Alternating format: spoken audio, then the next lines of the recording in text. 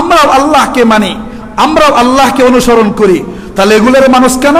উত্তর, লাত আর মানা তৎকালীন জমানার, লাত আর মানা তৎকালীন জমানার এবং উজ্জা তৎকালীন জমানার অত্যন্ত অনেক বড় মাপের একজন আল্লাহর ওলি ছিলেন। ভালো করে একটু পয়েন্টটা বুঝবেন। আমরা যারা শুনি লাত আর মানাত আর উজ্জার নাম, এরা কিন্তু সাধারণ ব্যক্তি না, তারা কি আল্লাহর, বলেন না বলেন, তারা কি আল্লাহর ওলি? লাত আর মানাত আর উজ্জা এরা ছিলেন তৎকালীন জমানার আল্লাহর ওলি। তো তারা বলতেন, এরা যেহেতু আল্লাহর ওলি ছিলেন, আমরা তাদের অবয়বে আমরা মূর্তি বানিয়েছি, আর তাদের রূহ এই মূর্তির মধ্যে অবতরণ করে, তাই আমরা এই মূর্তিগুলোকে মাধ্যম করে আমরা কাকে ডাকি? জোরে বলেন, কাকে ডাকি? এখন কথার একটা উত্তর দেন। তৎকালীন জমানার মুশরিকরা তা আল্লাহকে মানতো কি মানতো না? বলেন, মানতো কি মানতো না? মানতো, কিন্তু তাদের রীতিনীতি কি ছিল? তৎকালীন সময়ে তারা মূর্তি বানাইতো, আর বিভিন্ন বড় বড় আল্লাহর ওলি লাত মানাত উজ্জা, এমনকি মক্কার ভিতরে থাকা বড় বড় যে মূর্তিগুলো ছিল তার মধ্যে নূহ আলাইহিস সালাতু ওয়াস সালামের মূর্তি ছিল, মূসা আলাইহিস সালাতু ওয়াস সালামের মূর্তি ছিল, ঈসা আলাইহিস সালাতু ওয়াস সালামের মূর্তি ছিল, ইব্রাহিম আলাইহিস সালাতু ওয়াস সালামের মূর্তি ছিল। তারা বলতো যে এরা এই সকল এই নির্ধারিত মূর্তির মধ্যে এসে অবতরণ করে।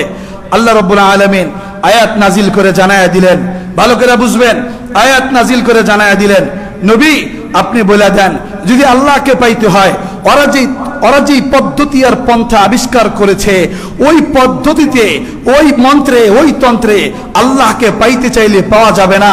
আপনি বলে দেন, হে নবী, কুল ইন কুনতুম তুহিব্বুনাল্লাহ ফাত্তাবিউনি ইউহিব্বুকুমুল্লাহ, তোমরা যদি আল্লাহকে পাইতে চাও, তোমাদের ওই তন্ত্র মন্ত্র দিয়ে হবে না, তোমাদের ওই পদ্ধতি দিয়ে হবে না, একমাত্র পদ্ধতি আল্লাহকে পাইতে চলে আমি নবী। ঠিক না বেঠিক? আমি নবীর যে পদ্ধতি আছে, ওই পদ্ধতি ব্যতীত অন্য কোন পদ্ধতি থেকে আল্লাহকে খুঁজলে আল্লাহকে পাওয়া যাবে না। এই জন্যই আল্লাহ রাসূল সাল্লাল্লাহু আলাইহি ওয়াসাল্লাম মক্কা বিজয়ের পরে 360টা মূর্তি সর্বপ্রথম ভেঙ্গে পুরা বিশ্ববাসীকে আনেওয়ালা কিয়ামত পর্যন্ত সবাইকে বুঝাইয়া দিয়েছেন, ও জাতি বুঝো, আল্লাহকে যদি পাইতে হয় এই সকল মূর্তির মাধ্যমে পাওয়া যাবে না। যদি পেতে হয় আমি নবীর সুন্নাতকে অনুসরণ করো, যদি পেতে হয় আমি নবীকে অনুসরণ করো, যদি পেতে হয় আমার সাহাবায়ে কেরামের সুন্নাতকে অনুসরণ করো, যদি পেতে হয় কোরআনকে অনুসরণ করো। সুতরাং এই অনুসরণ বাদ দিয়ে যদি কেউ মূর্তির মাধ্যমে আল্লাহকে খুঁজো, আল্লাহকে পাইবা না, এটা প্রমাণ করার জন্য এ সকল সব মূর্তি আমি ভেঙে দিয়েছি। যদি আমার কথা বুঝে থাকেন এবং তাহলে উত্তর দিবেন, আমাদের সমাজে আজকাল বিভিন্ন কিছু নামধারী মুসলমান যারা নবী আর রসুলের তরিকা বাদ দিয়ে ঠিক তাদের ওই তরিকায় সিস্টেম একটু কি মূর্তি না বানাইয়া কবর বানাইয়া সেখানে সেজদা দিয়ে আল্লাহরে খোঁজে, আছে না নাই? সেম, কোনো পার্থক্য নাই, একেবারে মিলে যায়। কোনো পার্থক্য আছে? কোনো পার্থক্য আছে? তারাও আল্লাহরে খুঁজছে এবং লাত মানাত উজ্জা, তারা বড় বড় ওলিয়া উলিয়াদের নাম, বড় বড় ওলিয়া উলিয়া ছিলেন তারা তৎকালীন সময়ের নবীদেরও নাম ছিল, এমনকি জাতির পিতা ইব্রাহিম আলাইহিস সালাতু ওয়াস সালামও ছিলেন সেখানে। এখন কথা হলো, আল্লাহ রাসূল ইব্রাহিম আলাইহিস সালাতু ওয়াস সালামের মূর্তি ভাঙছে কি ভাঙে নাই? নূহ আলাইহিস সালাতু ওয়াস সালামের মূর্তি ভাঙছে কি ভাঙে নাই? ইউসুফ আলাইহিস সালাতু ওয়াস সালামের মূর্তি আল্লাহ রাসূল ভাঙছে কি ভাঙে নাই? এখান থেকে জানায়া দিছে, যদি কেউ মূর্তির মাধ্যমে যদি কেউ আল্লাহকে খুঁজতে চাও, এটা কোরআন বিরোধী। সুতরাং কোরআনের বাইরে যত মূর্তি হবে, কোরআনের বাইরে যত ভাস্কর্য হবে, ওই সকল ভাস্কর্য আল্লাহর জমিনে থাকবার অধিকার নাই। ঠিক না বেঠিক? দ্বিতীয় নম্বর কথা, ওই সিস্টেমে যারা ওলি আউলিয়াদের নাম বিক্রি করেন, ভালো করে বুঝবেন, আমরা ওলি আউলিয়াদের পক্ষে না বিপক্ষে? জানান দিতে হবে, ওলি আউলিয়াদের পক্ষে না বিপক্ষে? মাদারীপুরের মাটিতে যে ওলি শুয়ে আছেন শাহ মাদার, আমরা কি তার পক্ষে না বিপক্ষে? সিলেটের মাটিতে যে শুয়ে আছেন শাহ জালাল, তার পক্ষে না বিপক্ষে?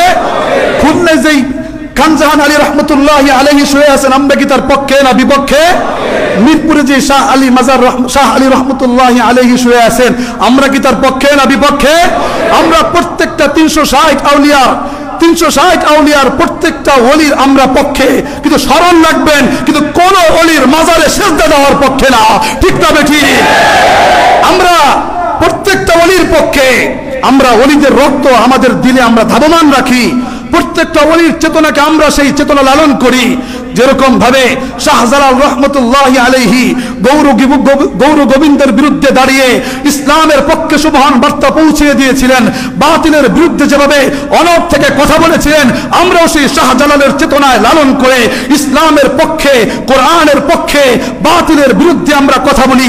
এ কথার অর্থ এটা নয় শাহজালালের মাজারে আমরা সিজদা দেব। ঠিক না বেঠিক? এ কথার অর্থ এটা নয় যে আমরা শাহ আলীর মাজারে সিজদা দিব। এ কথার অর্থ এটা নয় যে আমরা খান জাহানের মাজারে সিজদা দিব। তাহলে কথা একটা, প্রথম বিষয় ভালো করে বুঝবেন, সেটা হলো এই, বর্তমানে যে সকল মাজারগুলো ভাঙ্গা হচ্ছে, এ সকল মাজারগুলো ভাঙ্গা হচ্ছে সেটা কি এমনি এমনিই, নাকি আল্লাহকে খোঁজার ক্ষেত্রে জাহিলি যুগের পদ্ধতিকে অনুসরণ করবার কারণে? জাহিলি যুগের পদ্ধতিকে অনুসরণ করবার কারণে। আমার কথায় কি আপনারা কেউ রাগ করেছেন? বলেন, রাগ করেছেন? যদি খুশি হয়ে থাকেন, বুঝছেন আমার কথা, বলেন আলহামদুলিল্লাহ।